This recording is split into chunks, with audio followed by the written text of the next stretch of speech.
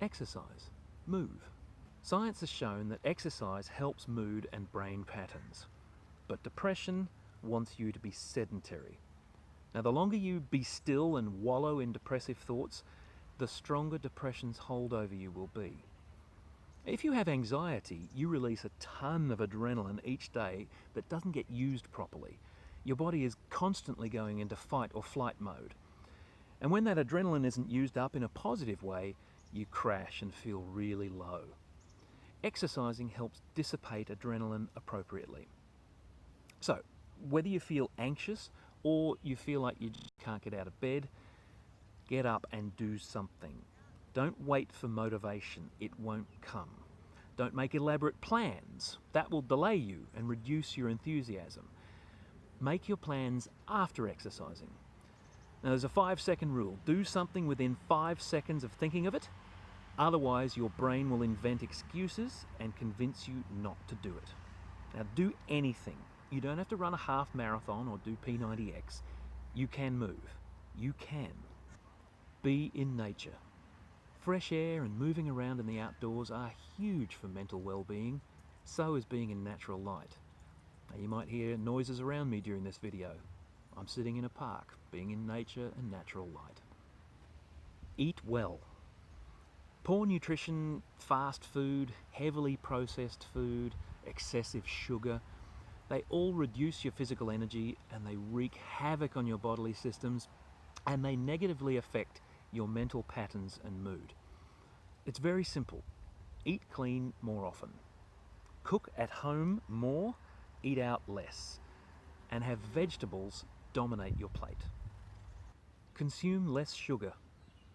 The link between consuming too much sugar and mental health problems is very clear.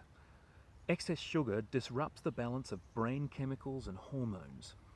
Sugar is included in almost everything in the Western diet. Often it's hidden in our foods. Simply find ways to have less of it. Drink water. Plain water. Stay hydrated. It's that simple. Ease off the booze and drugs. People with depression frequently use these to mask or numb their mental pain. Alcohol and recreational drugs don't help.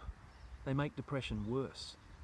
An occasional drink is no big deal, but avoid binging or using it as a crutch. And stay the hell away from recreational drugs. That includes marijuana. Despite its ability to help with some problems, it does nothing good for depression. It doesn't matter how much you love the feeling of getting drunk or getting high to escape from your pain. That pain will be there when you recover. In fact, it will come back worse. The crap that you consumed has a negative effect on you, making you want to consume more drugs, more alcohol, potentially sending you into a spiral. Participate in support groups. Just go. There's strength in numbers. There are many styles of support groups, not just one stereotype that you've seen in movies. A support group is not just a big downer. So drop all your expectations and go. Try one. You have nothing to lose, but you stand to gain the knowledge that others are going through the same things as you and have different ways of looking at them. You stand to gain new friendships. So listen, learn, unburden, connect. You may even find yourself wanting to help someone. Just go to a support group or a discussion group.